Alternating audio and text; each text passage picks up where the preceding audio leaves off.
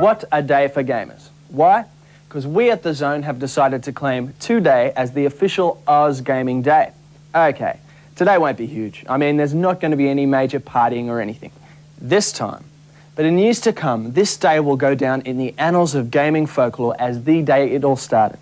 So put your hand on your clack, stand up, scream and be proud, because you were there when Gamers Australia-wide claimed this day as their very own. Oh my goodness! Coming at you on this very first Oz Gaming Day, we announced the winner of the Zone's Top 10 competition. We continue the EA Theme Park competition, and of course, the Zone's usual plebs and undesirables will be reviewing games like Aero the Acrobat, Marco's Magic Football, Landstalker, and Lone Mower Man. On the PC, there's Fleet Offender and TFX. We pack Janice off to the arcade for some time zone type madness. And then we do stuff like... Yeah, like what? Oh, God blimey, Charlie, I don't know. Let's have a zone speak. Clack, clack, clack, clack, clack. It means what you're sitting on when you're playing games. You're absolutely, positively, without a doubt plugged into the zone. We think. You are now entering zone. We've had loss of signal now. There's something very weird about a young lad who prances happily around town using his soccer ball as a deadly weapon. Marco is the maniac with the exploding soccer ball. The other madmen are the reviewers, Muttlee and his real-life bro, Liz. Funny name for a boy, that. To give Marco's a description, it would have to be a boy, a ball, and a huge load of slime. And with extra bizarre character antics thrown in for good effect, it's a whopper of a game. Now, this is not your average style of platform, and nor do you have to be Madonna or Maradona, whatever his name is, to play it. Now, if you have ever had the feeling of wanting to kick a ball at someone or something really hard, then this game is definitely for you. With the market currently being flooded with soccer sims, it is fantastic to see some originality in the industry. This is a cool animated platformer that is directed at the environment issue. Marco comes complete with tricks and even has boomerang action on the ball. Marco's comes complete with a training ground, your backyard, and his soccer skills, including headers, kicks, and even bicycle kicks. There's attack slime and other uglies in levels from sewers to even more sewers. The graphics are large, detailed cartoon sprites blended into smooth, crisp animations with cool modes-heaven programming. The sound isn't great, but then again, people has a game to listen to it. Overall, I give it 81. The great scrolling, sharp picture guarantees enjoyable viewing, and the control of Marco just tops it off nicely. If you want to cash in on the World Cup but stay off the sports field, this is the one for you. 82. You'll love this. Here's the best way to get the ball into the back of the net when playing sensible soccer. When you get the ball, give it to one of your wingmen. Then make that man take the ball up the sideline and bring him in about midway between the penalty box and the keeper's area. Now when you get to this spot, push A, or your shoot button, and watch an almighty banana kick fly around the goalie and into the goal. This little trick has about a 90% success rate, so get into it. We're back in your face soon as we continue to celebrate the very first Oz Gaming Day.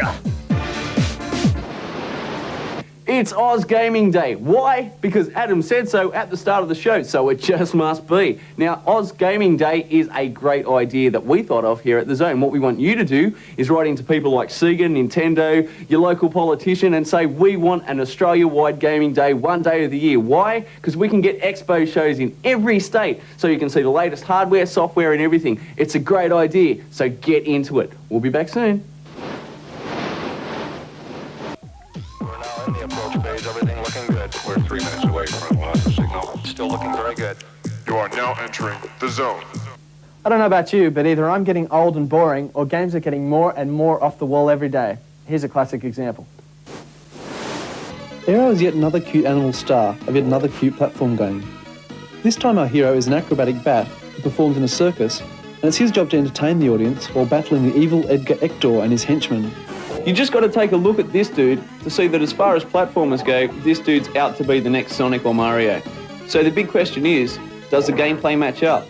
Well, in a word, no. The levels and overall. Now, having said that, all the other aspects of the game, such as the controls, scrolling, and the graphics, are perfect for this game, which means playing the... But I got bored real quick of doing the same things over and over again. Apart from bumping off baddies, you'll have to perform lots of tricks, such as jumping through rings of fire and getting shot out of a cannon if you want to make it through all the levels. Aero's fun for a while, and will definitely appeal to younger players, but overall there's nothing in this game that you haven't seen and done before. It's quite playable and all that, but it's hardly a contender for Platform Game of the Year. Actually, to tell you the truth, I was bored before the end of the second level. I'd give it a 68. There's a good base for a really cool platform game, so the only time I would buy Aero is if it was released as a sequel, which was more ingenious than the first. This time around though, I'd only play it if someone else bought it. 75. If you saw the movie The Lawnmower Man and can't wait to get your hands on the game, chill for a moment. What you really liked about the flick were all the virtual reality bits, and you kind of hope in a pathetic sort of way that the game will duplicate the movie? Wrong. It can't. Not unless you want to pay a couple of $100,000. This, however, is not a bagging of the game itself. It might be super cool. Let's find out. Having been a fan of the film, I was skeptic about anybody making a game about it. But the righteous dudes from Nintendo have taken an approach that makes me feel a little better. Instead of trying to recreate the impossible or make virtual reality scenes, they have made a game that gives many of the aspects from the movie. The original Stephen King story had a naked, crazed loon crawling around chomping on grass, hence the title. Unfortunately, the sick chap never made it to the screen or the game. What we do have is a crazed loon wearing a tasteful glowing bodysuit, drifting in cyberspace, who's trying to take over the world. As Dr. Angelo, you must blast through real-world platform areas and fly through virtual worlds where there are obstacles to avoid and enemies to destroy. Ultimately, Joe, the crazed loon. Being a SNES game, you would expect the graphics to be clear and crisp. And guess what? They are. The gameplay is good too, with two worlds being the domain for the actual game. But your world of reality is not that great when it comes to graphics and gameplay. In fact, you could say it's disappointing. Whereas the world of virtual reality, where the only barrier is imagination, is, well, pretty great actually. The platform stages are really dodgy. Sprites are tiny and everything looks pretty bland. You tend to die very suddenly as enemy fire appears almost without warning. Some may say, oh, it's to beef up the challenge, but really guys, it's just bad game design. The film was a huge, breathtaking explosion in graphic technology. Unfortunately, the game isn't, but it's not too bad. 78. The 3D VR bits fortunately look a lot better and are more fun to play. The flying bits are very fast though, and will definitely take a few goes to get through. The music's quite good, but sound effects are weedy.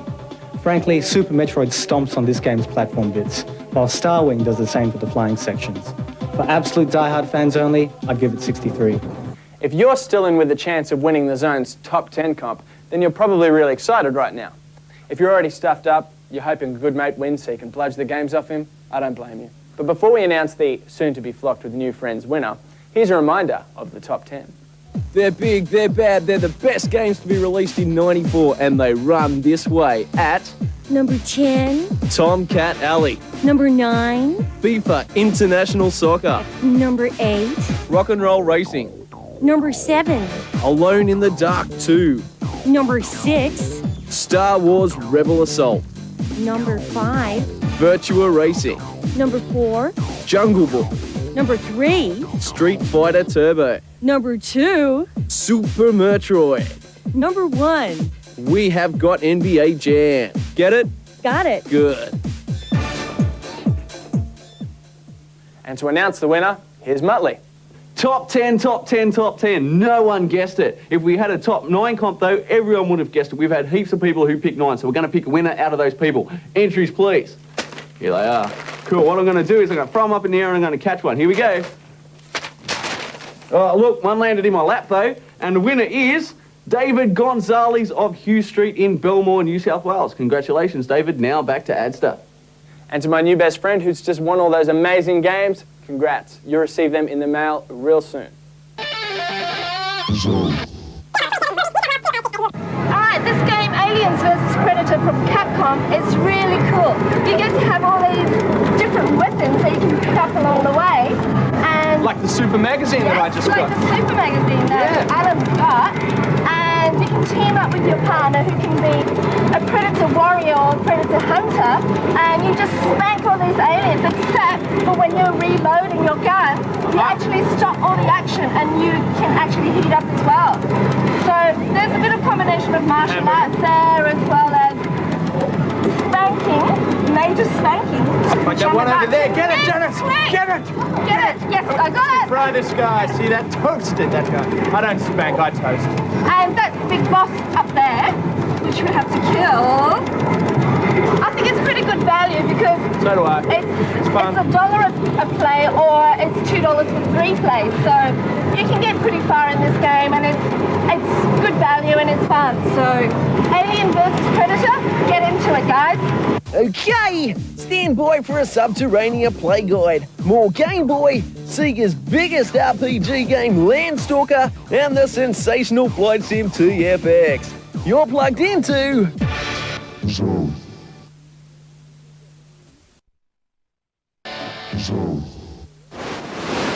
Hey Game Grommets, it's Muttlee here. Now, if you've just got your hands on the new Virtua Racing for the very new, very low price, and you're bored of it already, well then, here's a way to spice things up.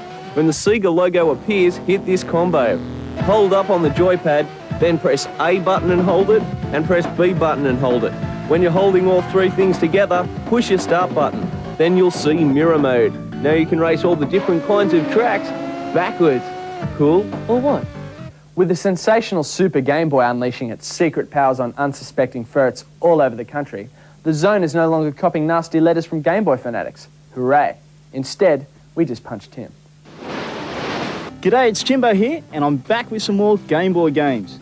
First up, Last Action Hero. Now, most Schwarzenegger games are pretty bad, and this one doesn't break the tradition. The game itself is okay, but the playability is frustrating. Arnie, who on the big screen can punch a hole in a brick wall, can't even punch out a little bad guy. Yet, they can deck Arnie with one punch. The graphics are good and the speed of the game is cool, but it's a pity about the gameplay. This one gets a 73.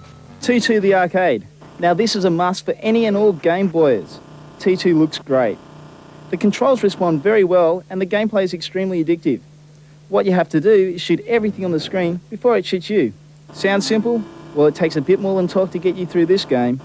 You've got to watch out for attacking Terminators, big flying ships, and anything else that might shoot you, like this huge tank. Check out what happens when you shoot the backgrounds. Talk about demolition. The game's fast, clear, and very fun to play, rating it high on the scale with a big 85. Now this is what I call a groovy game.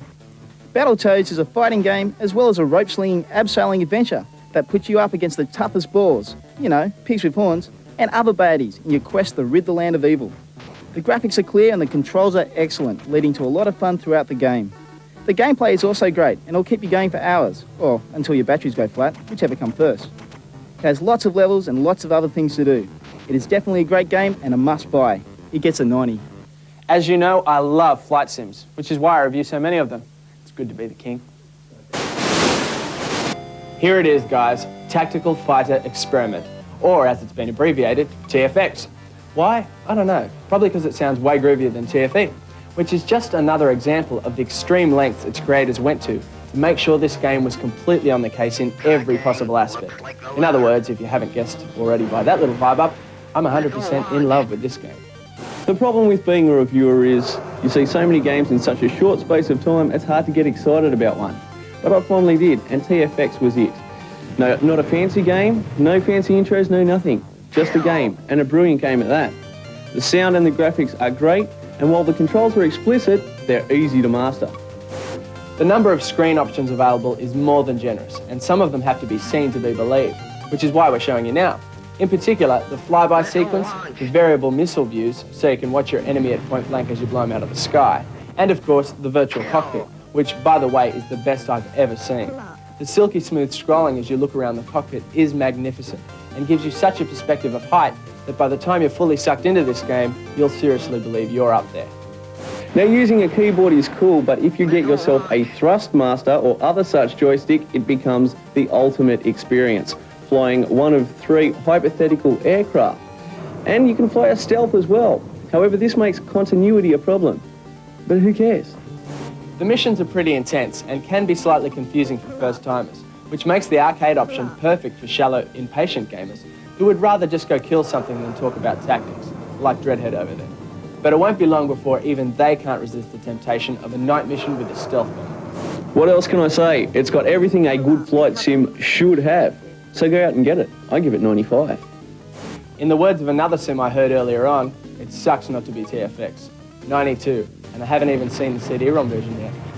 Hey, it's Bev here with a play guide for Subterranea in Mission 3.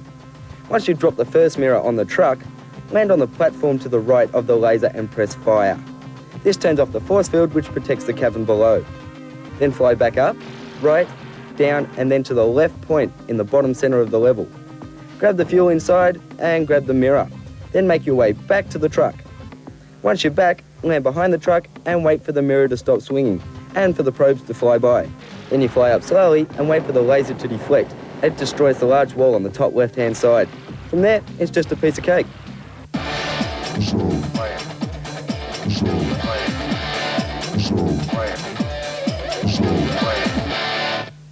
Landstalker is the most popular Sega RPG ever to hit the 16-bit console. More levels and labyrinths than most players find in a lifetime. Landstalker, 18 months after its release, is still, believe it or not, keeping the Sega hotlines jumping. Okay, what we have here is value for the proverbial French brain and proof that the French can write legendary games. It's your typical wander around, meet people, kill things, collect money, solve puzzles type of game. Each labyrinth is fast and challenging, with one labyrinth alone being a huge 64 rooms within itself. Landstalker must be one of the most popular RPGs or role-playing games that has hit the Sega consoles ever. Not only that, it's one of the most frustrating to play. Not being a major fan of RPGs, I don't normally become overly excited when I have to play them.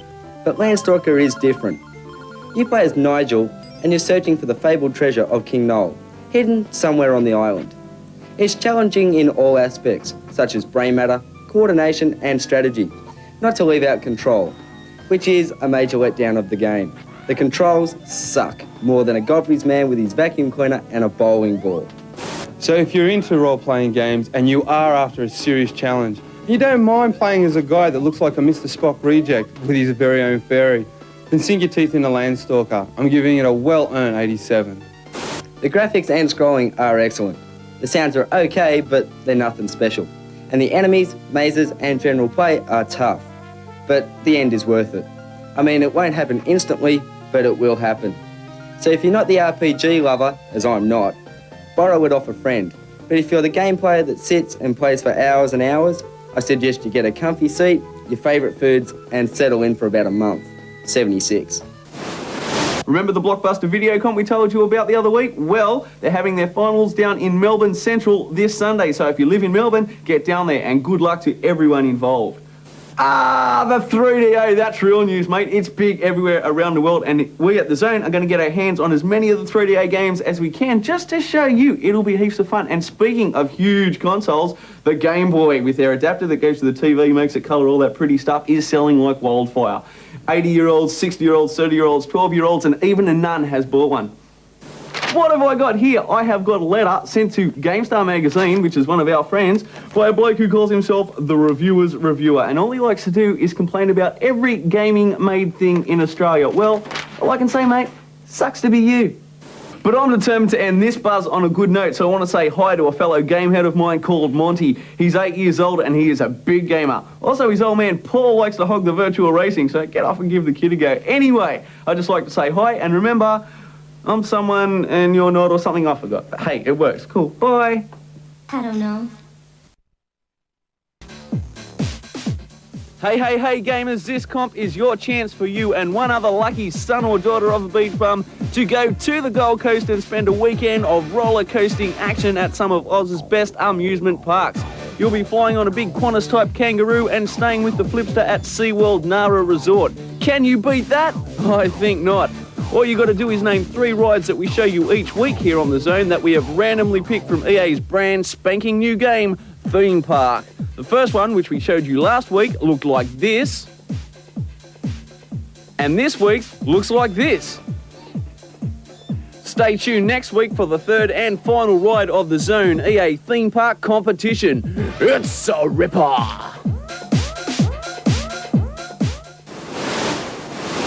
Hi, I'm Jo from GameStar magazine, and we got together with The Zone to bring you GameStar's Cheat of the Week. Our first one is for Sonic 3, and it'll give you infinite lives, so check it out. Go to Launch Base Zone and stand in one of those flashing light siren things that send down the kamikaze birds. Stay inside the thing so it keeps going off and do a sonic spin, but don't let go. Keep spinning and let the birds crash into you. After about 40 seconds, you should get an extra life, and after that, they start coming thick and fast. Keep spinning and see how greedy you really are. Hope that one helps you out. Next week, we'll be bringing you a cheat for Super Metroid, so stay tuned. Poor F-14A Tomcat Fleet Defender. It probably would have been a groovy enough flight sim to get me all vibed up, if I wasn't still all vibed up about TFX. I mean, it's got a couple of interesting little gimmicks that catch your eye, like the inclusion of the pilot looking around as you scroll around the 360-degree cockpit view. And the water is done really well too. You can actually tell how close or far away from it you are just by looking at it. The sound is good, the graphics are cool. In fact, they bear a striking resemblance in look and feel to the recently reviewed Pacific Strike, also by Microprose. Wonder if they use the same engine, huh? And the multiple views are kind of hip. Of course, they would have been a lot hipper if they didn't jerk around like a thing that jerks heaps. It ain't the easiest game in the world to get the hang of either. And I know that's to be expected of a flight sim, but I don't know. It just ain't the polished package I felt like sitting down and getting into, you know what I mean? So if you don't mind, guys, I think I'm going to go play TFX. Bye. 80. That's it for this week, guys. Next week, EA's theme park comp keeps on throbbing. We've got more games, more reviews, more.